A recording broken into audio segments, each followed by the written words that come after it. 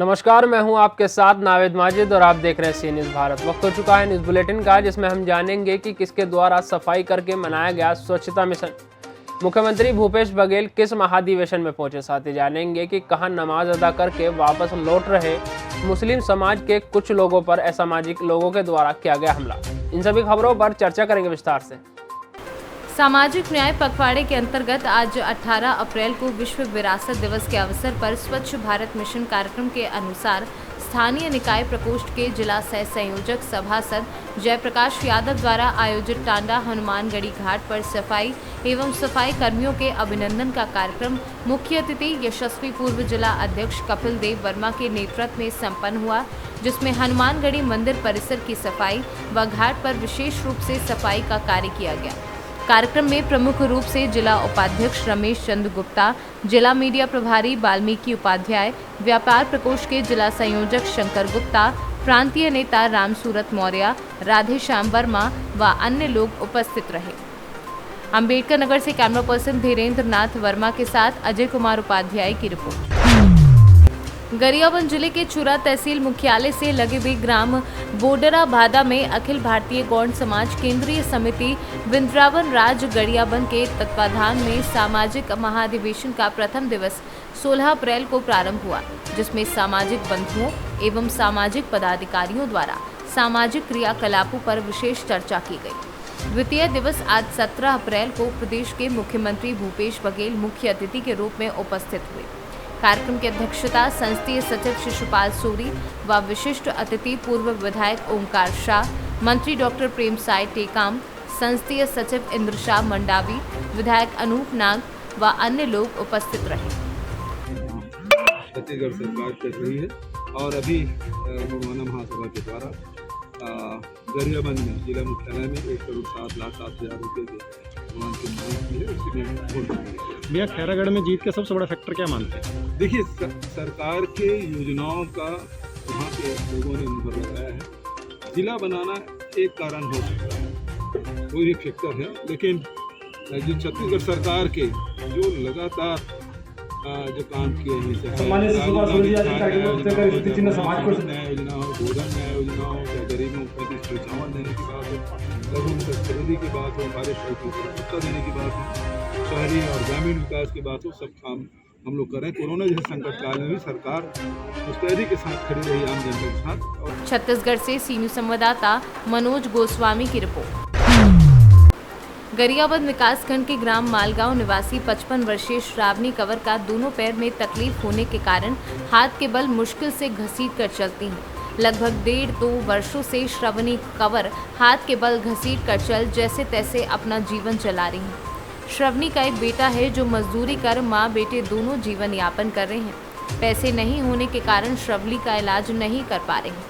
श्रावणी का 24 वर्षीय बेटा बसंत का कहना है कि मैं दिन भर में 150 से 200 रुपये में मजदूरी करता हूं।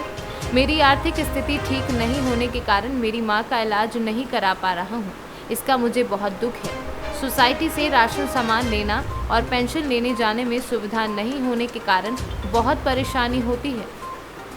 छत्तीसगढ़ से सी न्यूज़ संवाददाता मनोज गोस्वामी की रिपोर्ट। गुजरात के बड़ौदा शहर में रात को 10 से 11 बजे के बीच नमाज अदा करके वापस लौट रहे मुस्लिम समाज के कुछ लोगों पर असामाजिक लोगों के द्वारा किया गया हमला, जिसमें कई लोग घायल और आगे की जांच पड़ताल में पुलिस जुटी है। गुजरात से सी न्यूज़ संवाददाता हनीफ डाबावाला की report. Ashish Mishra doctor KP Srivastava से मिलकर मेडिकल चौराहे पर लाल बत्ती पर अपने फॉर्च्यूनर में अपने मामा और ड्राइवर के साथ खड़े थे।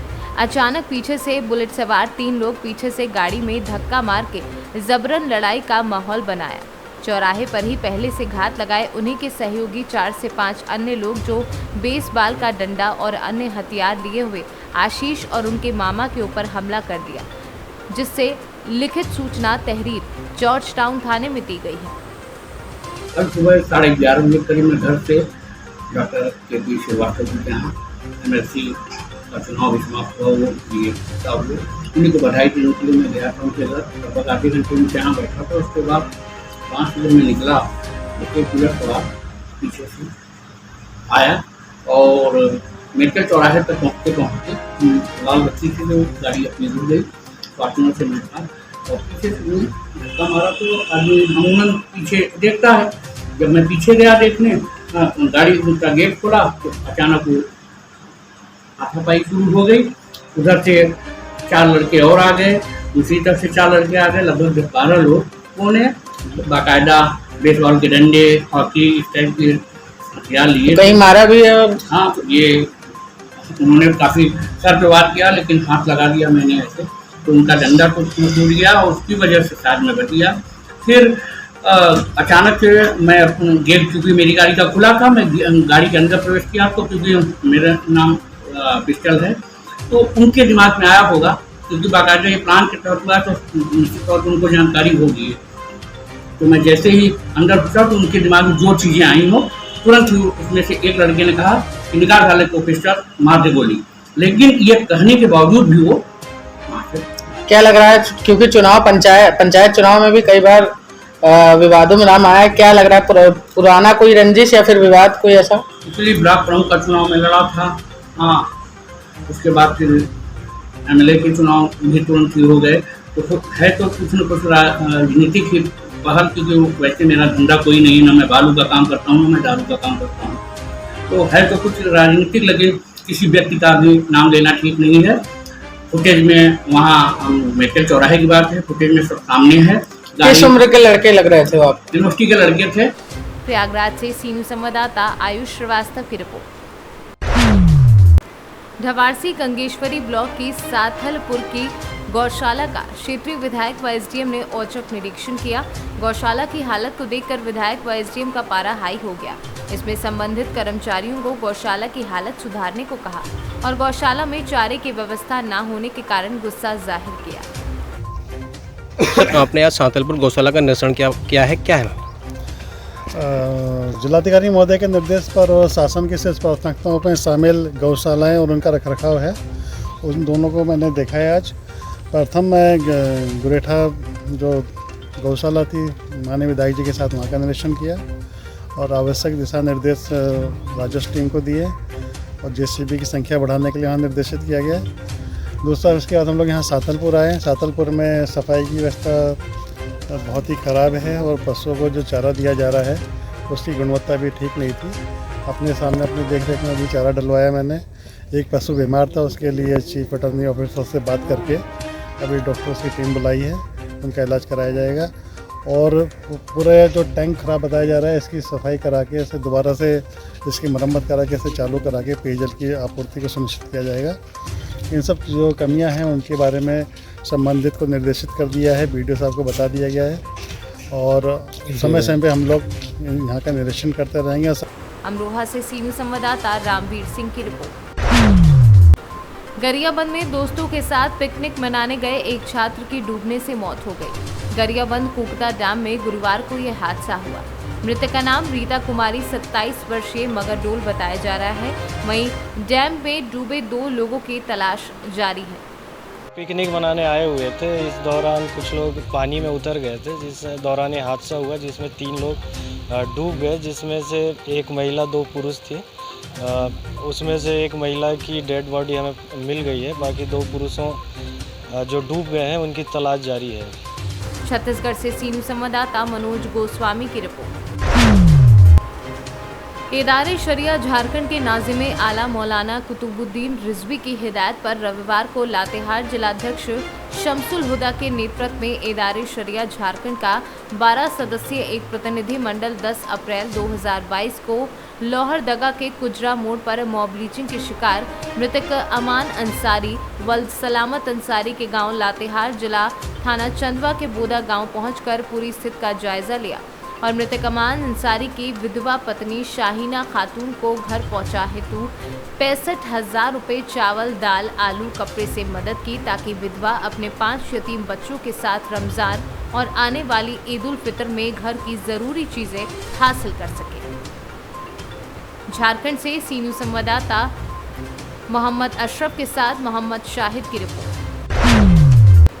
अपनी महबूबा के हाथों को मेहंदी के लाल रंग में रचा बसा हुआ देखना हर किसी आशिक का सपना होता है, लेकिन क्या कोई आशिक अपनी महबूबा के हाथों को खून से लाल देखना चाहेगा? इसका जवाब शायद नहीं में ही मिलेगा। मगर एक सिरफिरे आशिक ने अपनी महबूबा की उंगलियों को काट देने की घटना को अंजाम दिया है। ये अजीबोगरीब घटना उत्तर प्रदेश के जनपद रामपुर में घटी है, जहां पर एक आशिक ने अपने एक तरफा प्रेम के चलते अपनी महबूबा के दोनों हाथों की उंगलियां काट डाली। पीड़िता को उपचार के लिए जिला अस्पताल में भर्ती कराया गया। वहीं आरोपी के खिलाफ थाने में घटना की FIR दर्ज कराई गई है।